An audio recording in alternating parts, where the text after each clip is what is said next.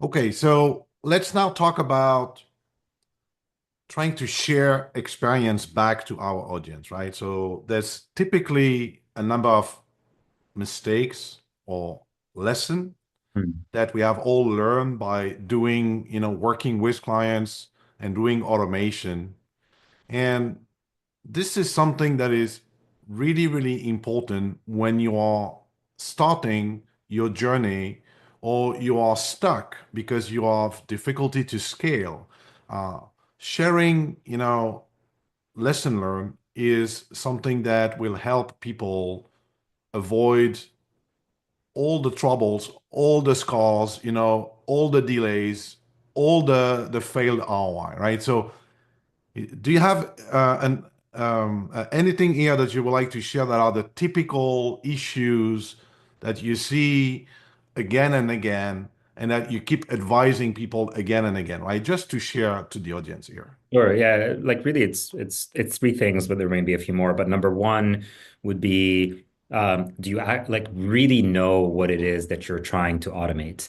And if you don't, then what you really need is a discovery process with a consulting firm, right? Someone to really come and help you really get a more holistic view of your business, understand where the gaps are, do the hard work with your team to analyze what's missing, right? So there's a difference between you wanting to automate because you're excited about its potential and you knowing what processes you need to automate. So start and just be honest with yourself. And if you don't know, there's nothing wrong with it, right? It just means you need to sort of like start one step earlier. So there's a bunch of like really great automation consulting companies, certainly you're one of them, to help people figure out what those issues are.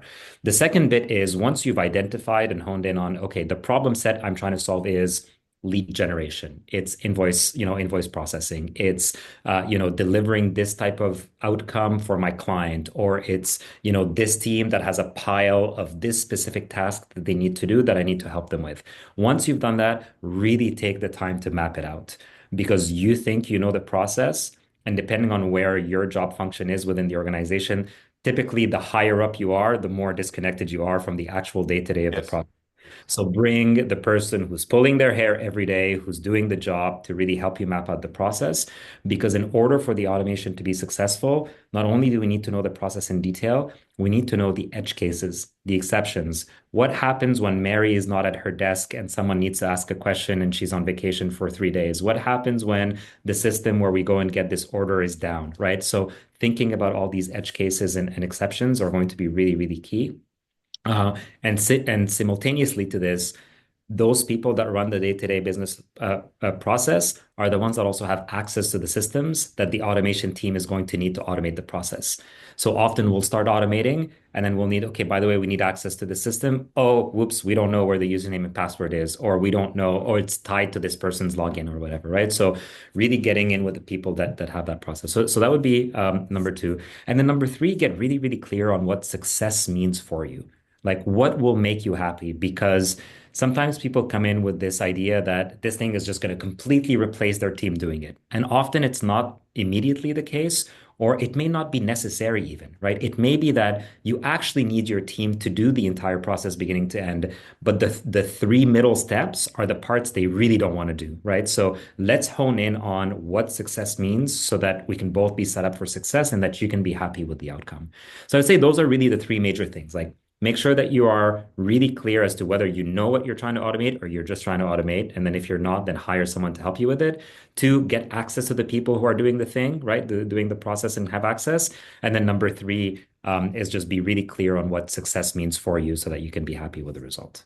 Yes, fully aligned. I say all the time, right, that before you start running, you need to know in which direction, right? Because very often people get over excited about a new shiny object, a new tool, and they start playing with the technology without knowing, why or what they are trying to achieve. So we are, fully aligned here.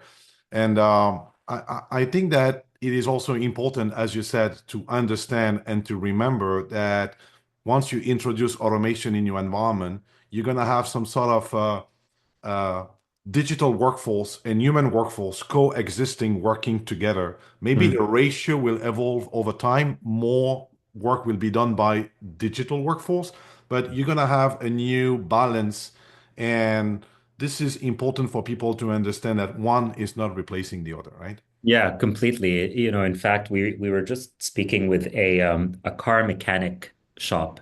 It's a franchise model. And so we are speaking with one of the franchisors that owns, I believe, 3 locations.